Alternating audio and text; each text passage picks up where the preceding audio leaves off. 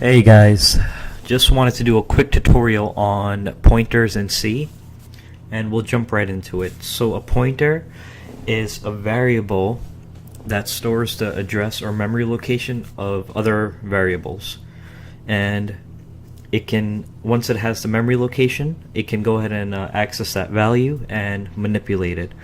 So how do we define a pointer? We'd already defined it, but in terms of coding, you basically put the type of pointer it is. So if you're pointing to an integer, it's going to be a type of pointer int. Character will be type of character car. Okay? I hope that makes sense. Alright, so I'll just write it out. It'll make more sense that way. So let's say I have an integer pointer. So I'm going to say int. And in order to denote that it's a pointer and not an actual variable that stores an integer, you have to say asterisk. That denotes that it's a pointer and an integer pointer, like so. Now we need another variable called int to basically, to make this example come to life. So we're gonna have an integer variable called num, and we'll give it a value 3. Now what we want to do is we want to basically assign the memory location of num to our integer pointer.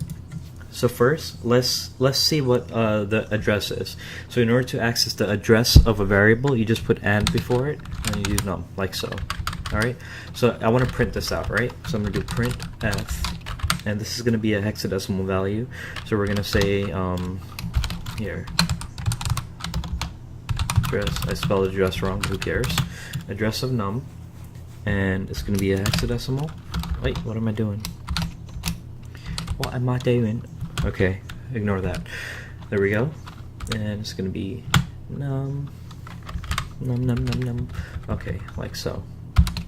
Alright, so if I run this, here's the address of num. Obviously, each time I run this program, it gets assigned a new address, but you guys get the point.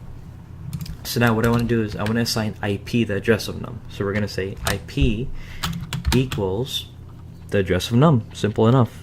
And num. So now if I do the same print statement, but instead of printing using num, I want to print using IP. So all I do is I just put IP here, and that'll print out the address. We're going to say address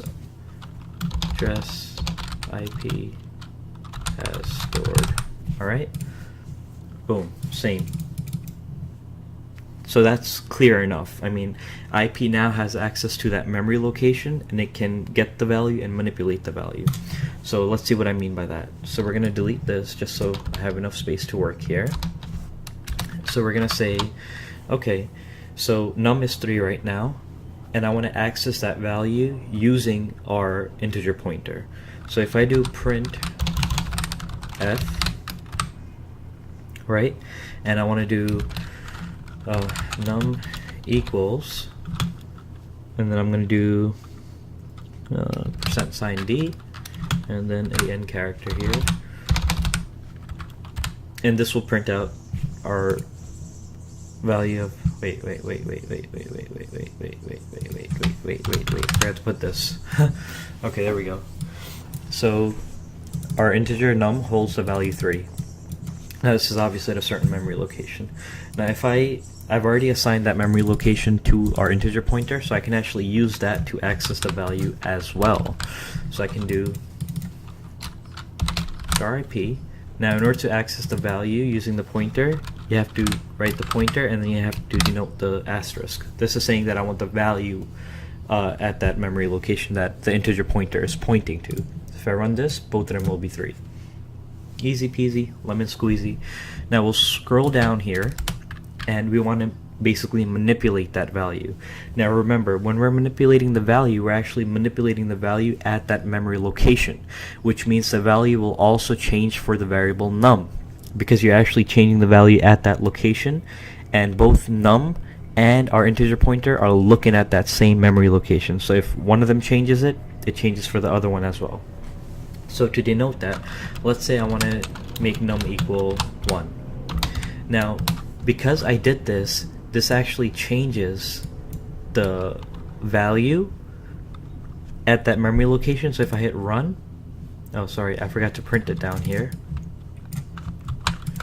So if I hit run, See, num changed, and because IP is pointing to that memory location, the value that IP is getting also changed.